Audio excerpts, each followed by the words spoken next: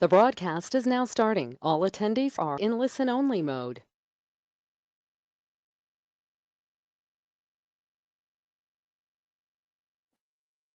Hello, everyone. This is Stephen Massa with the Water Environment Federation. I want to welcome each of you to today's webcast, Don't Forget About People. Before we begin, I would like to quickly review a few logistics. The PDF PowerPoint presentations are currently available in the Handouts pane of the GoToWebinar panel. The handouts will also be available on the webcast website after the event ends.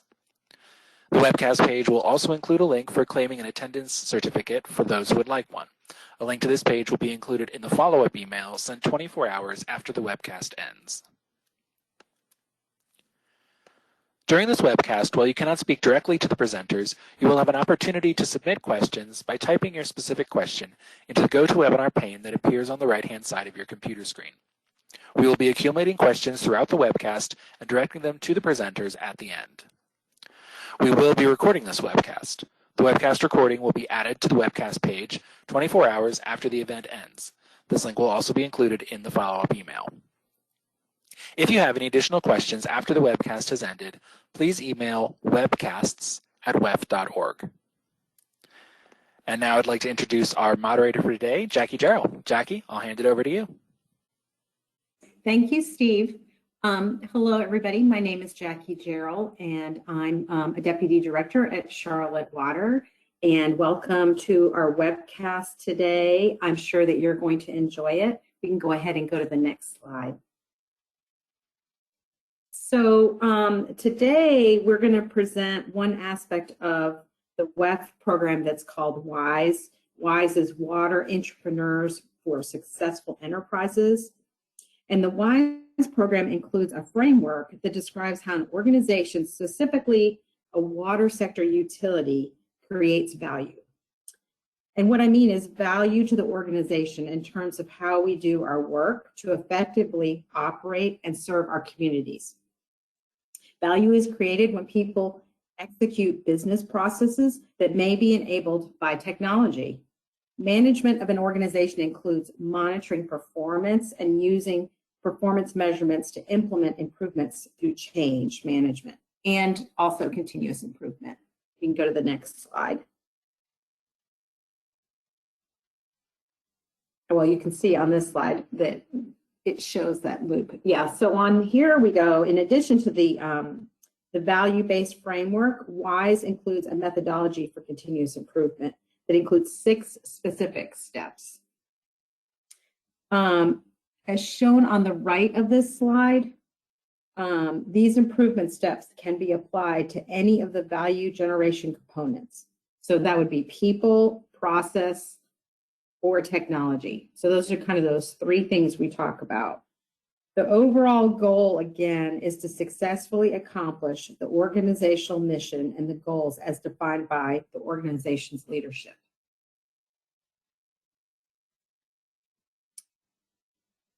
Go ahead and move to the next slide. Thank you. And as you can see on the top of this slide, we're showing that those mission and goals being at the top, and then we're coming to our change management. So here you can kind of see the scope of what WISE includes as concurrent initiatives. And some of the things that we're talking about, and I believe it's on the slide before this, Steve, or maybe you can see them here on the side. There we go. Thank you. Is that you have the team, which shows the business processes, team CIP, which is CIP planning and delivery, asset management, and energy management.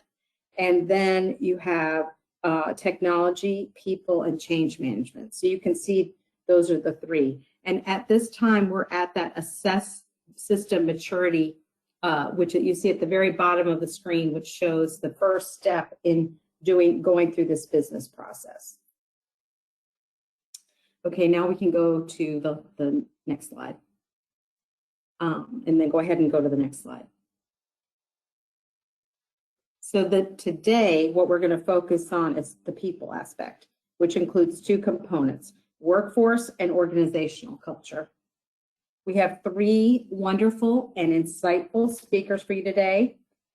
Each will do their presentations, and we'll have time at the end of the presentations for a question and answer session. So go ahead and post as you think of questions. Go ahead and post them in the questions that Steve described earlier, and we will make sure to try to go through those questions after the presentations.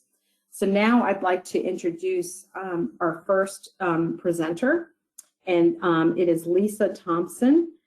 Lisa is currently the General Manager for Metropolitan Council Environmental Services, a role she has performed since 2012. Her agency is comprised of 600 plus employees and provides wastewater, water supply planning, stormwater practices, and sustainability services for the 3 million population in the Twin City metropolitan area. During her 30-plus year career, she previously progressed through a number of leadership roles for the utility, and she also serves on the NACWA board. For the WISE initiative, Lisa is the lead for the workforce and organizational culture team. Lisa earned her MBA from St. Thomas University in St. Paul, Minnesota, and a Bachelor of Science in Medical Technology as a clinical scientist from Winona State University in Winona, Minnesota. So Lisa. Thank you. Well, as you heard, my feet touch the ground in the great state of Minnesota, and our snow is melting today, I'm happy to report, and it's sunny. I'm grateful to be part of this important work and to work with this great team. But today I'm especially excited to share some perspectives and science with you about putting people first.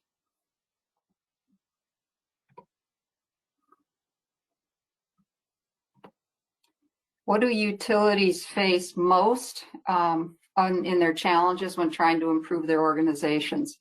You can see from the survey that our utility partners at the time that the survey was taken were in pretty strong agreement that people-related challenges are a top concern, followed closely by process concerns.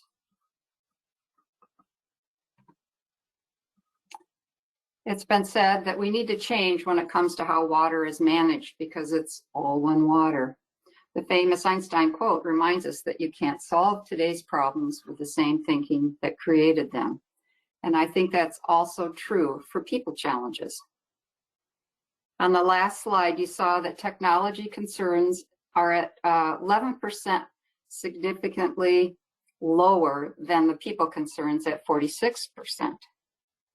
And when we consider the rapidly changing technology world that we're living in today, it surprises me that we are more challenged by people. People, perhaps we're trying to solve those people challenges with the same thinking that created them. And if we want to get unstuck and make progress with people challenges, we have to start with making the decision to question our thinking so that progress would be possible. This slide shows a couple of statistics that have been around for years and possibly decades. Organizational change success rates have only been about 30% and actually slightly lower than that for government organizations.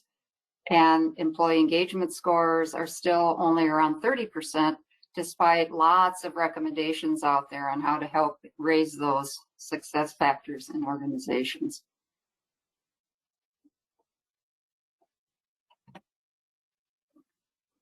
Leaders need to get comfortable with adaptation because the slowest rate of change is happening now. And the only thing moving faster than technology change is cultural and social norms. So how well have we been doing as leaders in adapting? Are we doing it quickly enough? Are we behind? Well, as you can see, these are the eras that we've either been through, are in, or approaching. Right now, we're heading into the augmented era. But where are we when it comes to how we think as leaders? And we're actually back here before the information era. So our mental models about our organizations are already behind. We are carrying mental models that came from the industrial era, and those do not reflect meeting the needs of today's eras in the best way. So that industrial era was characterized by the industrialization, of course, steam, electricity, manufacturing, computerization, and leaders were focused on efficiency and driving productivity. And it's not that that's a bad thing, but we did it at the expense of depersonalizing our employees and our workplaces. So for leaders to be successful today and in the future, we need to be able to establish something you're going to hear about shortly, psychological safety. We need to engender trust, and we truly have to engage humans based upon a shared purpose and mission. This diagram, think of it as an iceberg, even though it looks like a triangle. The area with the blue highlights, think of that as below sea level, because it's not what you immediately see on a day-to-day basis. What do we see in our organizations? We see the behaviors and the results of the efforts of our workforce. And below that, we have three things that complicate changing behaviors. So we talk about wanting a more engaged workforce, we want to change behaviors, but that's not going to change unless we look at all three of these things that are below the surface in terms of observing. And if you can begin to anticipate what patterns of behavior need to change and connect that to the structure that's either reinforcing those, or if that was changed would reinforce the new behavior, then you can start to help the organization move forward together. But of course, all that is dependent upon the way we think about how the structure should be and how the processes that we have in place should be. And that begins with how our mental models as leaders are shaped and how they change. So changing an organization starts with us changing our own mental models. So what is culture? In a very simple way of thinking about culture is it's how we do our work, how we treat our employees and customers, how we make decisions on a day-to-day basis, the degrees of freedom that our employees have, and the power and information as it flows through our hierarchies. So all of that together and the lingering effects of that is what we think of as our culture. And it's really important that we simplify it to that degree in order to begin to relate it to that last diagram about how our systems and our processes and our structures either hold us in the old culture or can help us move into the new culture.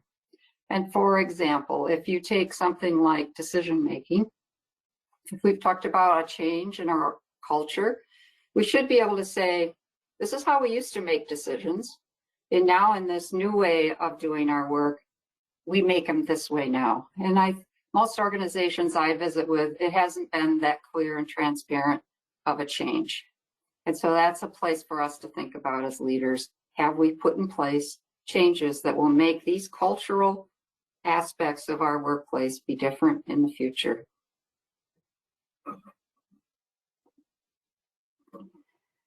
Amy Edmondson, a great researcher, wrote a book called Fearless Organizations, and it was her findings of her research around psychological safety.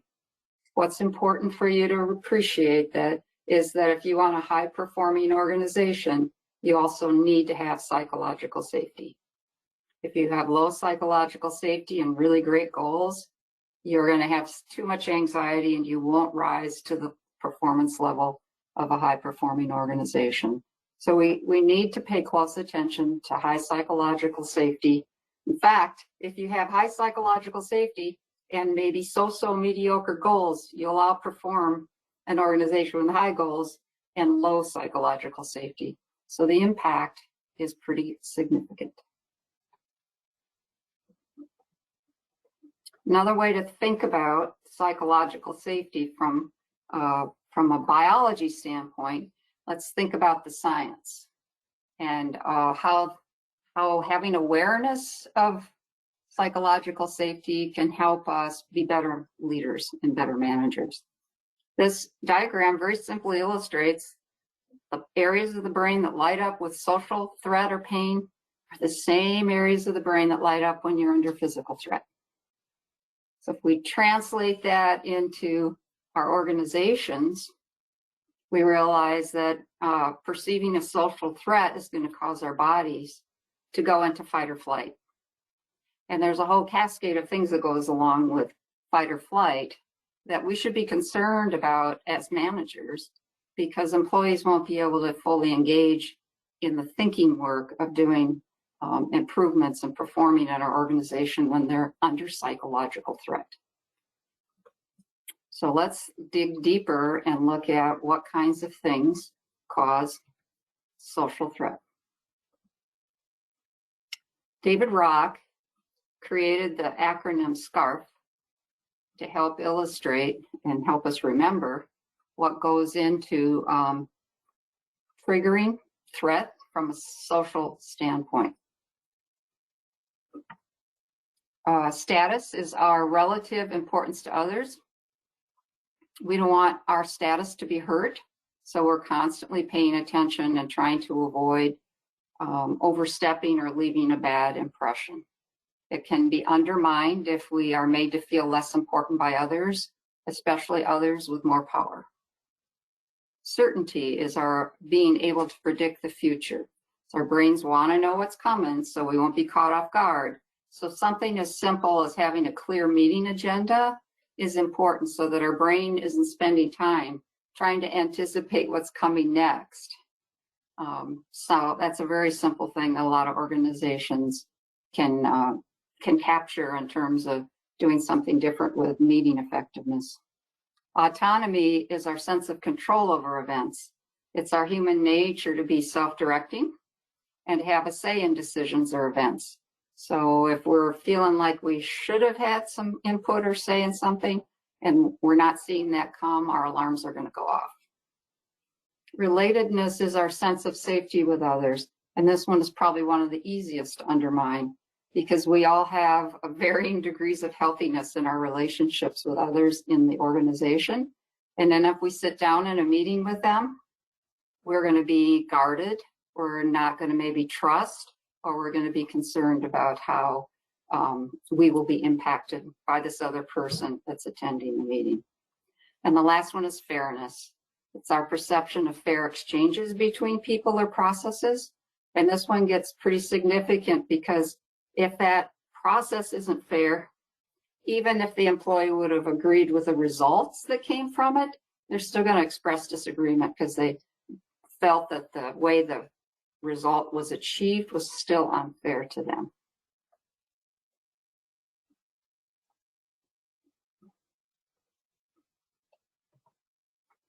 One of the commonly taught models in management is Maslow's hierarchy of needs. And it's a very strong influencer in the manager mindsets that we've all built through our experiences in education and training. And I think it's still really well circulated and viewed today. But as you can see, and if you think about what we've just talked about, it doesn't reflect that recent science about our brains and the impact of psychological safety very well. So it's been called outdated and needing of an update. Pamela Rutledge went so far as to say this is more like what it should be, because starting with basic survival was missed on Maslow's hierarchy. Without social connection and collaboration, there wouldn't be any survival. It was not possible to defeat a woolly mammoth or build a secure structure or care for children while hunting without a team effort. And that's more true now than ever because our reliance on each other grows as societies discover how complex, interconnected, and specialized we are. Connection is a prerequisite for survival, physically and emotionally. Brene Brown in her research reports that belonging is also a driving force of human behavior. It is an innate human desire to be part of something larger than us. Because yearning is so primal, we often try to acquire it by fitting in and by seeking approval, which are not only hollow substitutes for belonging, but often barriers to it.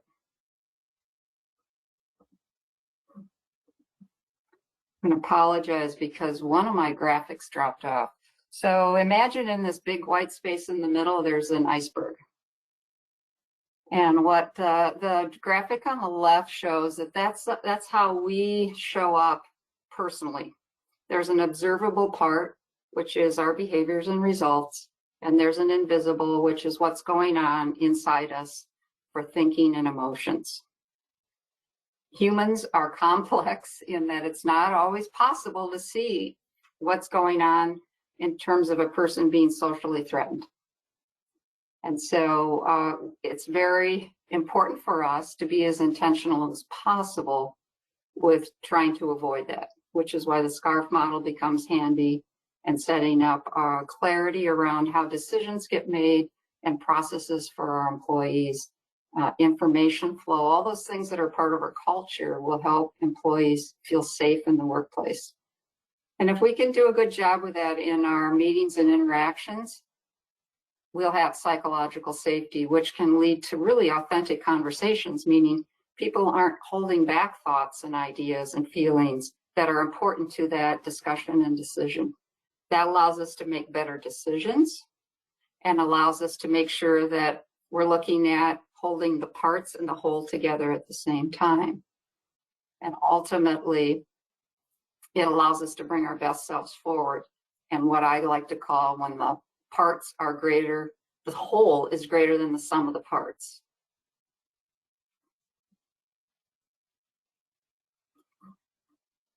Okay, a little bit more science here. Why is it so hard to change when people are like, oh, this is obvious. We really do want to see that change happen, and let's do it kind of thing. There's some more science to ourselves that is an important factor to consider, because looking at the two parts of our brain, there's the habit brain behavior center and there's the thinking brain behavior center. And you can see the habit brain behavior gets 80% of the energy compared to the thinking brain with 20%. So thinking behaviors are already disadvantaged in terms of making sure that that's in play and can override the habit behaviors. The other thing that compromises us is the fact that our habit brain is a whole lot faster than our processing speed for our thinking brain. And now, if you take this situation and you add a threat to it, it becomes even more compromised, because we have physiological reactions, one of them being blood flow shifts, but there's other physiology that sets us up for fight or flight that's going to make it very hard for us to stay engaged with the discussion or to bring our best thinking to it. So there's a lot of reasons why we should focus on creating psychologically safe workplaces. And then finally, we spend a large percent of our day actually relying on our habits. So 95% of a typical day is habit driven. That says we as leaders need to be very intentional and passionately support our workforce in order to change habits. And that is the whole picture of why it's so hard to change cultures and behaviors in a workplace. So that hopefully hasn't discouraged you. I hope what it has done is enlightened you a little bit in terms of some of the large people challenge components to change. But the other side of that coin is that weaknesses can quickly become a strength when we recognize that at its heart, successful change is the result of a group of people working together toward a common goal. So start there, and remember, we already share a common biology that can help us work better together. Thank you for allowing me the opportunity to share these perspectives and science on putting people first. Thank you, Lisa. That was excellent. Our next speaker is Kaisra Osman. Kaisra has more than 23 years of utility and wholesale retail experience in the regulated and deregulated natural gas markets. She is currently working for the Great Lakes Water Authority a regional water authority providing wholesale water and sewer services for the Southeast Michigan communities. As a management professional with the Enterprise Asset Management Group at GLWA, Kaiser assists in the development of asset management standard business processes and best practices, and communication and training programs. Very busy. She also serves on the WISE Workforce and Organizational Culture team and has been an integral part of the core team working on the workforce and organizational culture assessment model. Kaiser. Thank you, Jackie. Really appreciate it. I must begin by saying how excited I am to be here today. First, to present some of the work we have accomplished so far with the people part of this initiative. And secondly, to be a part of an amazing team of water sector utilities across North America. Over the past year, I've been working with this great team to develop an organizational culture and workforce maturity assessment model, and excited to present to you the process we use to develop this great tool.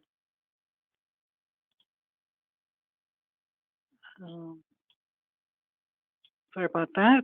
I couldn't find my mouse. So Cello has often referred to this process that we've been using as sausage making machine, and he really isn't too far from the truth. It has taken a great many people in several workshops and a core team churning the data and information as that has been received to produce a great product. And we hope that the time spent on this model will benefit utilities and agencies across the water sector to assess their level of maturity and bring about change in their organization.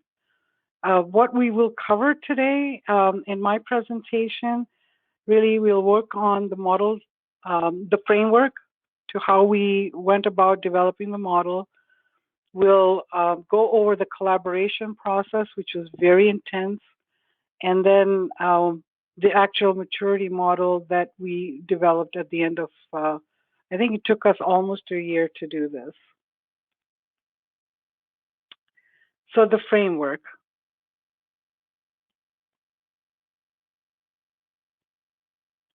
So the goal, we first had to establish a goal, like why are we doing this? What's the goal? What do we need to get out of it?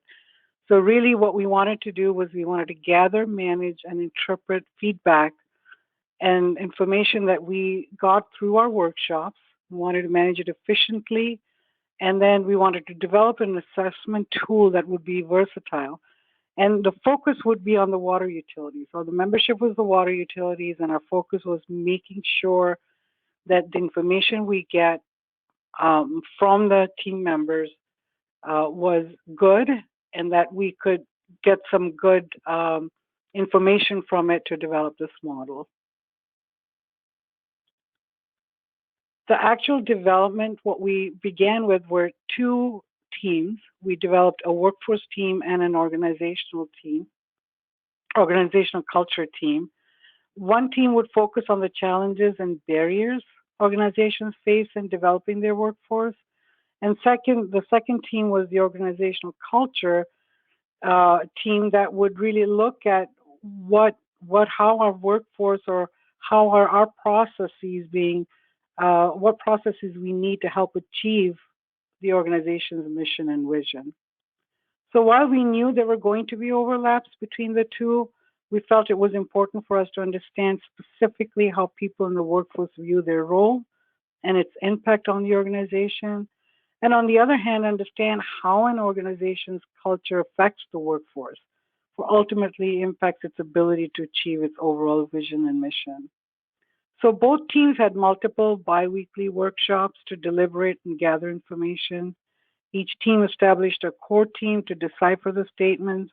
I mean, we have had huge teams, huge membership in these teams, and it wasn't practical or feasible for everybody to be, digging through all the data and getting their hands dirty. So we established core teams that would help do that. We would bring the information back to the larger team and then get feedback and then go back and work some more. And it was really a big churning machine, really.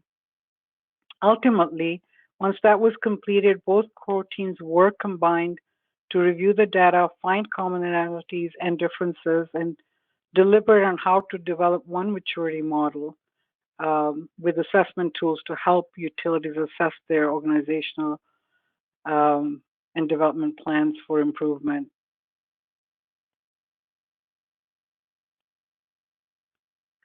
So, as we work through the maturity models, the workforce workshops were designed based on Daniel H. Pink's motivational elements of mastery, autonomy, purpose, and fairness, and inclusion elements that impact results. In other words, what motivates the workforce to do their best in an organization?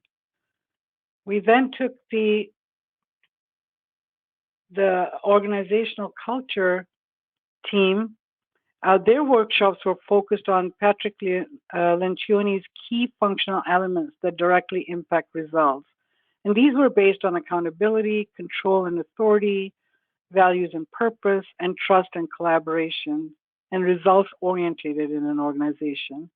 In other words, what are the key elements that impact organizational culture and makes the team functional or dysfunctional?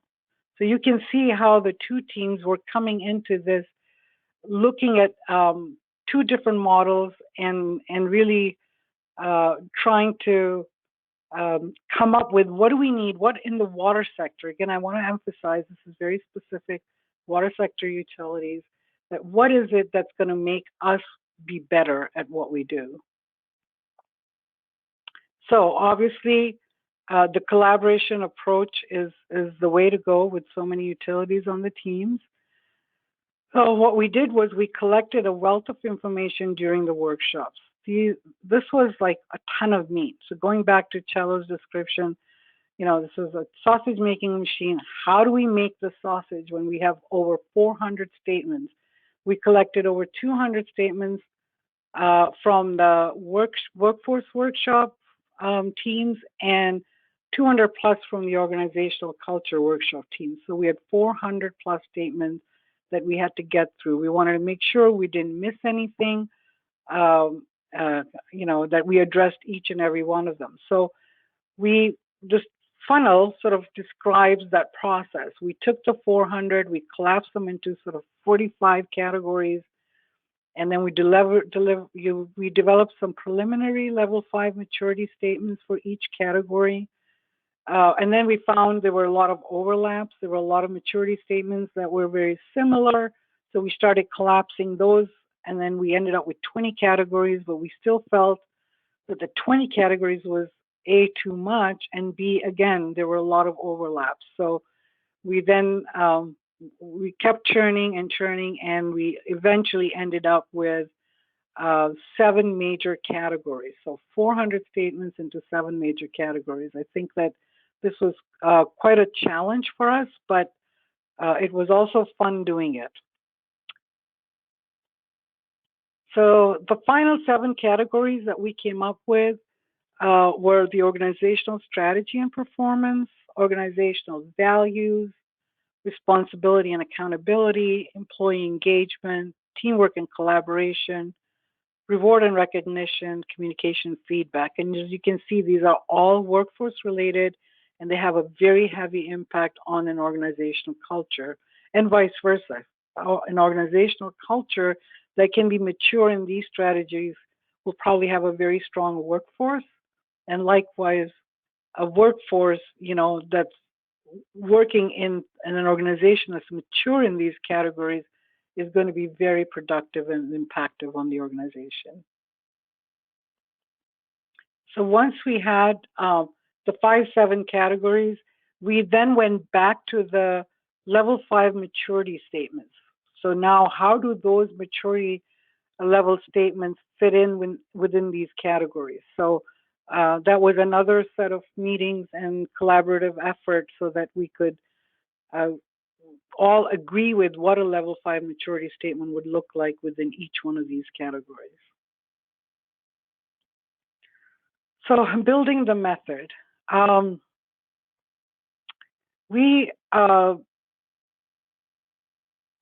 So once we had our level 5 maturity statements, As you saw in the funnel, you know how we kind of brought them all down to these statements. We now said, okay, now we have these categories.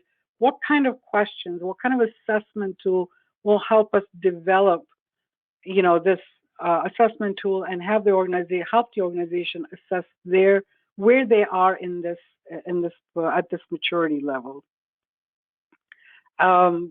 We reviewed several platforms, including the Office of Personnel Management, OPM, and the Society of Human Resource Management, the SHRM, to see what kind of questions they had that we could potentially use in our assessment tool. So we referenced these documents, and I'll kind of go over that a little bit more later. But we did end up with 18 statements, and we are currently working on follow-up to the Tier 1. We have some Tier 2 questions, but our next presenter, Alice, will sort of walk us through that. So I don't want to spend time on that, but just wanted to show you that we ended up from 400 statements down to sort of 18 statements in this tool. So that was pretty impressive, and we hope that it helps organizations. So when we looked at that funnel, and I go back to that funnel because it really was the process we used, it seemed like it was a seamless flow of information, right? We're going through this level and this level and this level. However, I can tell you it was not so seamless.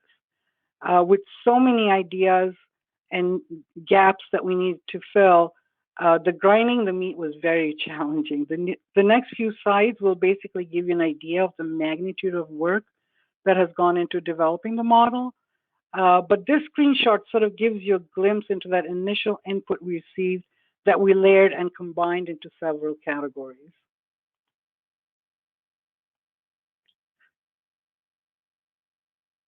So we began consolidating the 400 plus comments into layers. And as you can see on the left, for example, we had the teamwork and collaboration was a layer. And then within that layer, we had various categories. I'm sorry.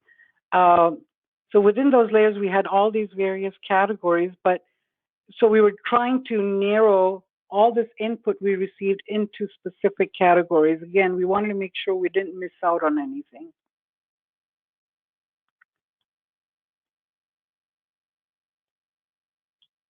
And then here's some examples of the maturity levels. We sort of developed 1, 3, and 5 maturity level statements for each category in order to make sure that the model would not only address the issue, but also define what a mature organization in that category would look like.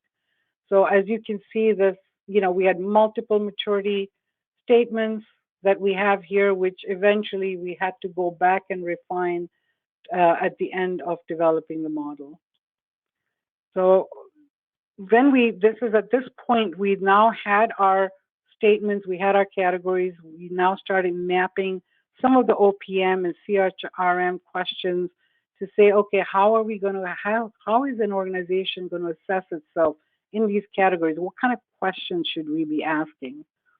So the idea was to identify what already proven questions were available so we wouldn't have to reinvent the wheel. But as you can see, we did not really find sufficient questions to meet our needs. So we have to develop a slew of our own. As you can see on the right-hand side here, we have a lot of blank columns and cells.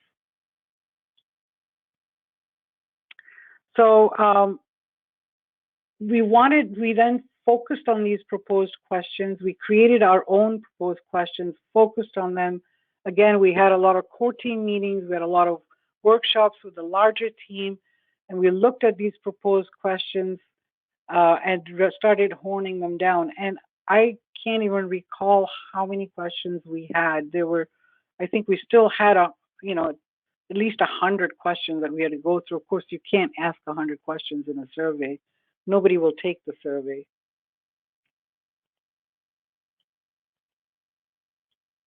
So we sort of did that for each category. because we had so many questions, we just had to make sure we didn't have too many overlaps so that we were not asking the same question or a similar question in a different category that was already asked before, because then we would have a lot of redundancy. So this again took a lot of time and effort. We went through a lot of work to get this to kind of complete this part of the assessment model. So eventually, what we ended up with are the 7 categories we talked about earlier. We believe these 7 categories will allow an organization to assess its workforce and organizational culture, and also ensure that these align with their vision and mission and the work that they're doing. Because it's really important. If you have a disconnect with the workforce and the leadership or the culture of the organization is not supporting these various different categories that we've identified, then we're not going to be able to meet the vision and mission of the organization. And so an organization can select a process, a division, a department, or a team to assess using this model. You don't have to assess the entire organization with it. Of course, it's up to the organization. They can decide on their own how they want to do this. But really, they can pick a process area. They can pick a team that they want to assess and go through this process. And really what they would do is they would look at assess their system maturity at this point, look at where they're at today, then going through the survey, then they would design a state to be. Where is it that they really want to be at that maturity level? Maybe going from a 1 to 5 is not going to be easy. So maybe they select a level 2 or a level 3 where they can be at. Plan those improvements, implement them, monitor the performance, and then perhaps redo it again so that they can, they're continuously improving to get to that level 5 maturity level. So what is unique about this model? There are a lot of models out there for organizational development. There are a lot of models out there for the workforce. So why is this unique? What is it that we did here that is so different? Well, the first and foremost is it's developed collaboratively by a cross-spectrum of water utilities. We know that in the water sector, we're sort of behind in this type of work. And we also wanted to make sure that the questions, the assessments that we design are the things that our water sector needs, the gaps that they need to fill. We focused on primary challenges that are faced by water utilities. We wanted this tool to be versatile, used for the leadership and the non-leadership workforce. We wanted to make sure that it can be used either in, like I said, in a process area or by a team or the whole organization.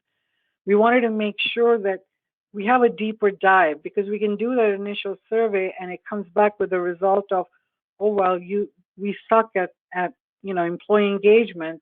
Well, how do we now identify what is it in the employee engagement that we need to focus in on? And so that's where tier 2 questions are coming in. So that would be that second level of the model. And then, of course, we're going to include a glossary of terms so that we have a consistent understanding and interpretation of the results.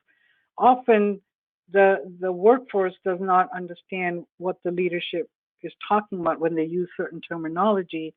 And likewise, when they're taking the survey, they may think of or a department or a division, or they may interpret it differently. So we wanted to provide a glossary of terms so that when the results came back, they were consistent and everybody had an understanding of the same terminology.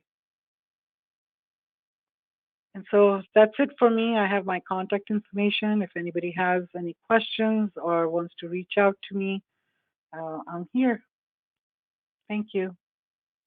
Thank you, Kaiser. That was really, really great information and very helpful to kind of see how that process all comes together to do that assessment. Thank you. Our next speaker is Alice Brawley Chesworth. And Alice has over 20 years experience in the municipal water and wastewater field. She worked for the city of Phoenix and the Portland Water Bureau prior to taking her current position as a regulatory and policy analyst for the Portland Bureau of Environmental Services. She is registered professional engineer in Arizona and Oregon. At BES, Alice is lead for surveys and implements programs around organizational culture change to promote a person-centered bureau that facilitates learning, resilience, and continuous improvement. Alice has a bachelor's degree in chemistry and Russian from Penn State. Interesting. A master's degree in civil and environmental engineering from Arizona State, a graduate certificate in environmental policy from the University of Denver, and is now an urban studies PhD candidate at Portland State University, where she is researching the interactions between innovation, organizational culture, and expertise in the water sector. Wow, that's awesome. So Alice, you can go ahead. Great, thank you so much. I appreciate being here today. I'll start like Kesra did with just talking about why I'm excited about this. I feel like at the City of Portland, in the water sector, we have so many challenges that we're facing right now and so many changes we have to make. And really working with pure organizations has been a great benefit to us because we know we're not in this alone and we can solve these problems better together than if we were just doing it by ourselves. And so Case was talked about the draft assessment tool we have. And so I'm going to just very quickly, and I'll flip through these slides pretty fast, talk about what you do with the information next once you have it. And so, you know, we all know that the first step is to conduct the assessment. We've put this together and we're now asking a subset of utilities to test it out and put it in, send it throughout some places within our organization and see where you are on the maturity scale. You know, which areas do you excel at and which ones should you maybe focus your improvement efforts?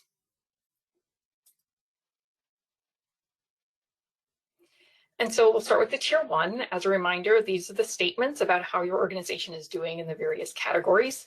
There are only 18 questions. As Kesra alluded to, this is because we know people don't really take surveys that are much longer than that. And so we wanted to make sure the first level here, where you could just get the basic idea of what's going on, would happen within a survey that was really implementable.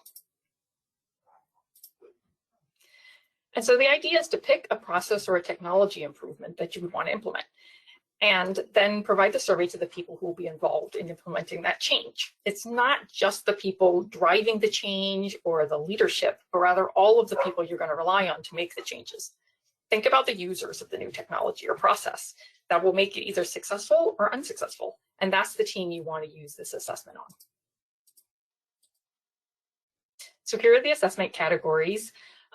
We know, data is only useful after you analyze it, and then you can make meaning and knowledge from that data. And so that's primarily what I'm going to be talking about here. So the survey is in MS Forms format. The idea is that the people who are going to use this save the MS form, send it to their users either electronically or we'll have it so that you can print it also. We know a lot of field staff won't do things on computers as easily, and you can just hand it to them in a meeting. It might help better. And then you could manually input it into the forms. And then the analysis is actually made easy by the WISE team as well. So here is an example of what it looks like in MS Forms. The important thing here is that what is showing on your screen right now is some of the demographic questions. You can tailor those to your organization. We realize that people all have different terminology and names they use. Some people say work groups, some people say teams, some people say divisions. And so we left some demographic questions in there as just suggestions that you can make work for your organization. In addition, if you're only sending this to a small group of people, you might want to have fewer demographic questions, type questions. And if you're sending it to a larger number, you could use more of them. Also, it's going to be up to you. Do you think that there's going to be a bigger difference between younger and older employees, between field staff and office staff? And so you can ask the questions that are most important for you to know. All right, so you've now collected the data. And so how are you going to analyze it and how are you going to present it to your decision makers? This is where I'll start going fairly quickly through slides. So, here's an example of the kinds of things that you would get back from the WISE team to be able to start looking at what's going on at your organization. You can see it's color coded, so you can see, I'm doing better in the areas that are that sort of beige-ish color and have lower scores in the red areas. And what's really great is that you can then split those out by the demographic questions that you asked. So just with the click of a button, I can see how managers thought about this in a different way than, say, field staff. And this can be really important to be able to toggle back and forth quickly and say, wow, managers think we're doing really great at organizational strategy and performance. My field staff don't feel the same way. And you can start thinking about why that could be. The other thing is you can also present it here as pie charts, so you can see the sort of percentages of people who answered questions certain ways. Again, you can split these out by, depending on what questions you asked, by the place in your organization or the various demographic categories. And again, here you can just see, you can also split it out by the categories that Kesra mentioned. This is really important for thinking about, okay, which of those categories do I want to drill deeper into? And so here's another example of that. This is one of the particular categories. And here's one where it's asking about information systems, and it's really interesting to see that one at the top right for me where everybody answered the same. So I think that's all very interesting to see visually like this. Sorry about that, my dog's coming back in, so you might hear a little noise. Okay, so now that we've looked at that information, we've seen all of those graphs, what do we do about this? So the idea is if you get your tier 1 results and everything looks great, then great, document your results and you've completed the assessment. But for most of us, there's probably going to be some areas where we're a little bit lower than others. And so moving on to the tier 2 questions will be really helpful for us. The idea here is that the tier 2 questions, highlighted, the tier 2 questions are really drilling down into that category and asking people what they think needs to be done to make it work better.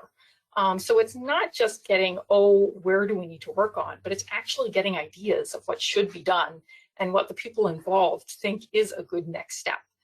This is really important because if people are going to be receptive to changes, having input into what that change is going to be can be really important.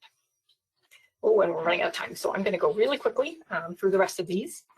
And so, that's it. Once you get those, you analyze it. We don't have any examples of what those results are going to look like yet because we're still designing the tier 2. But with that, the idea is then to connect it in to what's going on in the process of technology, because it's really about bringing people, processes, and technology together to make the change we need. And I believe that is my last slide. So yes, thank you. And I'm sorry, we only have about 7 minutes left for questions, but hopefully we can get some of them done. Yes, thank you so much, Alice. Great presentation. Thank you for trying to get through quickly. I don't right now see any questions in that have been posted, but we do have a few minutes to get a couple questions. So if does anybody have a question they would like to get answered? Let's see, I think I see one now.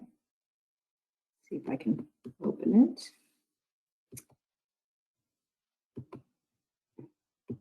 Okay, the question is the maturity model survey available to share with organizations?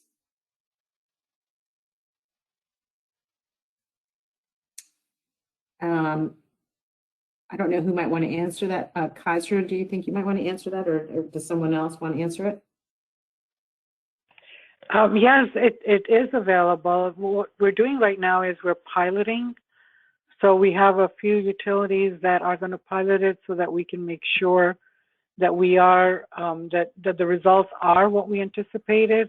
But if any utility is interested in piloting this and their utility, absolutely, they can get a hold of Cello. His information is up on the screen, and he can coordinate that. Thank you. Are there any other questions that we need to get? I don't, let's see. Okay, here's another one. Lisa, where best to encapsulate organizational culture in an organization's vision, values, or mission, or should it be somewhere else? Should it be in the organization's vision, values, or mission, or elsewhere? Sorry, I missed it for some reason. I missed like the first 5 words of your question. I want to make sure I got the right angle on the question. Where's the best place to encapsulate organizational culture or org culture? Would that be in the organization's vision, values, and mission, or in a different part? I think if you begin to break down, I had the one slide that talked about what culture is. You can see that it's across all of our structure and processes. So if you start with the leadership at top, having an understanding of what it means to put people first, then I think you can create through your values and how you want to organize to do the work and the continuing learning that you bring, so folks understand, for example, the SCARF model. There's some really good training out there to help organizations, and that includes all levels, not just managers, to understand how to make it safe and have better interactions with each other in the day-to-day of our work as well. Hope that was helpful. Yeah. Okay, let's see if there's any other questions. I have another question I was going to ask. If not,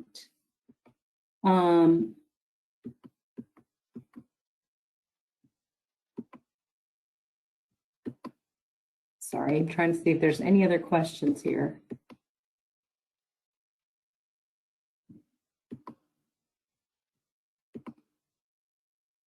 Let's see. Lisa, I'm having trouble seeing the questions. Not Lisa McFadden. Oh, okay. So I think Lisa had just answered the question regarding the organizational culture. There was also what is the smallest size number of people of an organizational division that could benefit from this maturity model and analysis?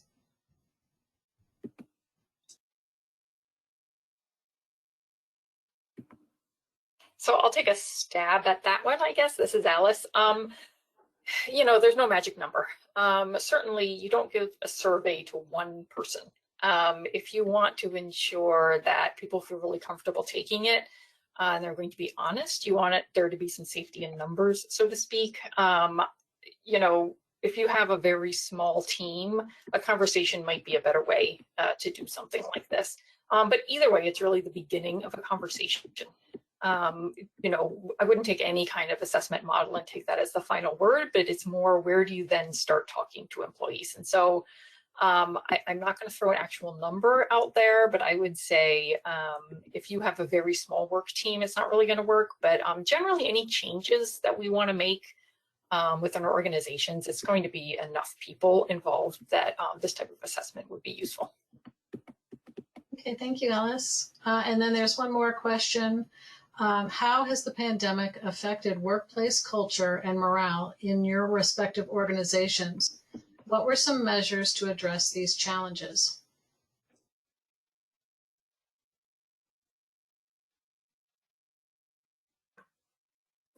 In some, this is Lisa.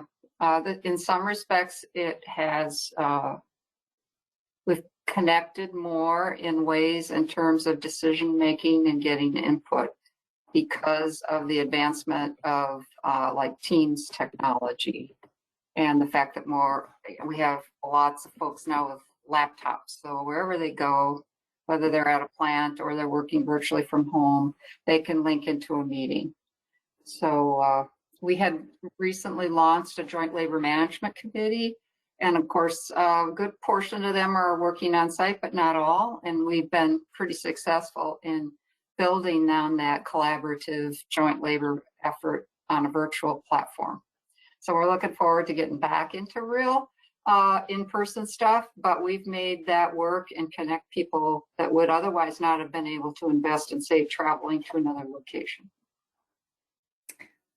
Okay, thank you. It's 3:00, so we need to close our webinar. I just wanted to thank everybody again. Thank you to all three of our presenters, and thank you for all the participants who attended today. I hope that you have a great rest of your day.